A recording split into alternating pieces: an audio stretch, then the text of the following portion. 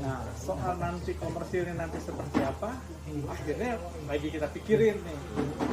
Jadi belum, karena selama ini kita cuma edukasi lah, makanya kita banyak komunitas, mereka belajar, mungkin kayak adik-adik belajar di sini, nanti beda. Jadi seperti itu gitu loh. Kita ingin menularkan ke orang lain, kita ingin berbagi, sehingga Bening Saguling tidak pernah berpikir kita punya kompetitor. Kita tidak pikirin kompetitornya. Semakin orang bisa seperti Bening Saguling, itu udah sangat luar biasa. Artinya kan sampahnya bukan cuma tanggung jawab dari Bening Saguling, tanggung jawab dari berbagai macam komunitas yang ikut ambil bagian. Kalau soal gizi dan protein tadi itu Pak, Iya. kalau menurut Bapak sendiri, apakah akan ada potensi di mana sumber protein dari maggot itu menjadi protein alternatif Untuk untuk banyak aspek? Misalnya kalau sekarang tuh bubuk protein yang biasa untuk orang bodybuilder. oh gitu. Nah itu kan Jadi gini, kandungannya kalau bodybuilder kan beda ya. Kita cerita bodybuilder jangan terkecoh dengan proteinnya. Memang bodybuilder itu kita butuh protein untuk massa otot. ya. Ya, tapi kan banyak hal. Maka tadi saya bilang saya tidak rekomen kalian konsumsi ini. Ya, walaupun ekstrimnya ada orang yang Langsung. saking gilanya kepengen dapat protein mereka makan gitu loh. Mungkin bisa besok mungkin bisa dijadiin tepung atau diapain, mungkin bisa ya, tapi untuk saat ini sih belum ya. Ya tapi mudah-mudahan dengan adanya mahasiswa yang kritis inovasi ini bisa jadi kejadian. Ya. Gitu loh. Kan semua ini kan bisa berlanjut dari data kan. Ya. Dari kita wawancara, dari kita evaluasi, kalian akhirnya punya inovasi. Nanti kita ketemu lagi, kita diskusi lagi, gitu loh. Intinya sih sah-sah aja kalau itu mau dijadikan makanan tambahan, gitu loh. Tapi ya packagingnya mungkin harus dipikirin. Jangan nanti orang berpikirnya, ih, gue makan belatung nih. Kan orang belum bisa bedain. Iya bisa bedain ya. Iya kan, mana belatung, mana maggot, mana BSF. Kira-kira itu. Jadi dipersempit gitu, dipersempit aja dulu. Ini BSF ini fungsinya untuk mengkonversi sampah. Lalu untuk pakan maggotnya sendiri, kan tadi saya sempat dengar dari Bapak itu limbah organik. Iya. Nah, limbah organik apa aja tuh yang bisa Limbah jadi organiknya itu ya dari makanan rumah. pakan rumah? Makanan rumah juga kan kadang-kadang kan kita suka susah milahnya ya. Ya.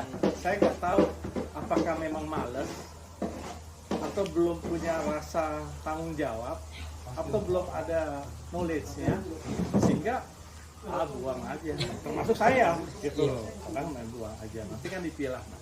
Teman-teman di sini nanti akan milah. Nah, tapi kalau kita dapat organik itu dari hotel, nah itu kan dari sisa rumah makan Padang. Ya. Nah itu udah murni organik. Organik. Ini baby maggotnya lagi digedein nih, tunggu 14 hari. Nah, jadi kalau organik yang bagus itu benar-benar murni hanya sayur mayur, pokoknya makanan orang deh organik. Tapi kalau dia kayak gini, nah ini yang nggak dipilah nih, ada plastiknya dan kapsul maggot. Nah nanti dia udah kering, nanti kering dia keluar sendiri nih. Nah itu kan maggot. Jadi beda.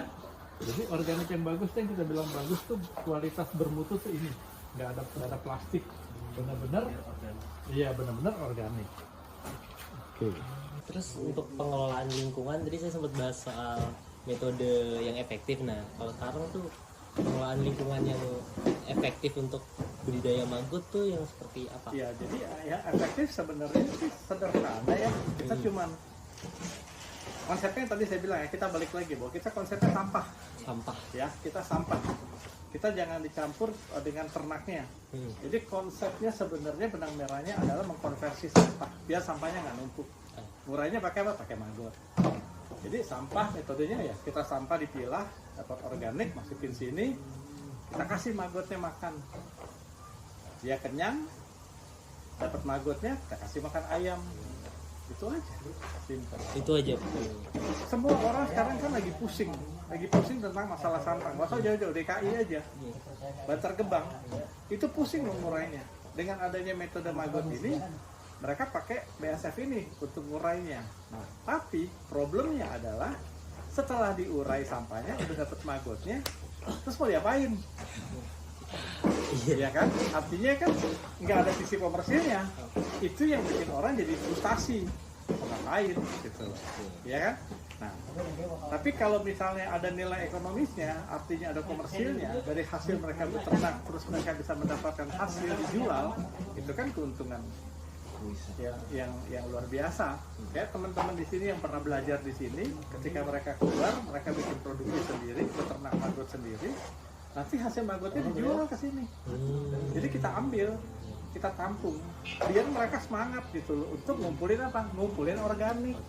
Sampah tadi. Iya, ngumpulin sampah tadi. Nah, inilah tugas kalian yang harus bisa mengkampanyekan.